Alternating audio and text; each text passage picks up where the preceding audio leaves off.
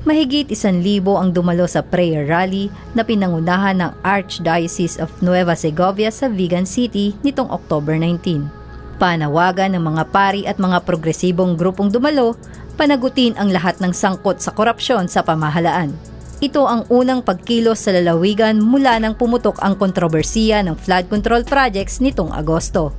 Isa sa mga tampok na panawagan sa mahigit 1 kilometrong marcha, ang korupsyon umanong nagaganap lalo na sa pondong nakalaan para sa mga magsasaka sa probinsya. Para sa grupong koalisyon ti Manalon ken Mangalap ti probinsya ti Ilocos Sur, sa laki ng pondong natatanggap ng mga LGU, kakarampot lang ang naibabahagi sa magsasaka kabilang ang tobacco farmers.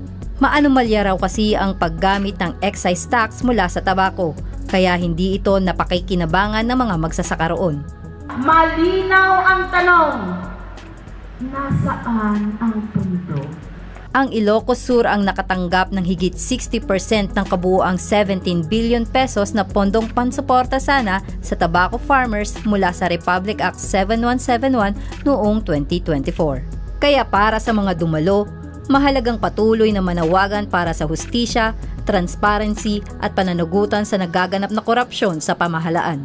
Kaakibat nito ang panawagan upang ipagbawal ang political dynasties na ayon kay Brother Oscar Reyes, tagapagsalita para sa nasabing aktibidad, ay isa sa mga ugat ng katiwalian sa bansa.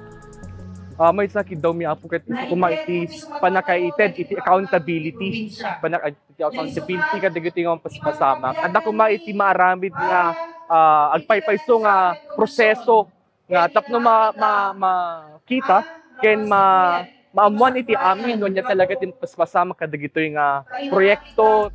Dumalo rin sa prayer rally ang ilang youth leaders sa Ilocos Sur. Isa sa kanila si John Joseph Pula, coordinator ng Integral Youth Ministry sa isang parokya sa Santa Catalina. Para sa kanya, mahalagang manawagan para sa pananagutan ng pamahalaan dahil makakaapekto ito sa kanilang kinabukasan. As in talaga nga negative DJ kakuan nga negative nga epekto na ket detoy poverty. Kahirapan talaga. So since may sanak met nga agtutubo kaya't kumet nga ilaban tapno mawakasan ken ma-achieve tayo DJ SDG nga zero poverty. Ito si Divine Miranda kasama ang Northern Dispatch at Tignayan Productions nag-uulat para sa Alab.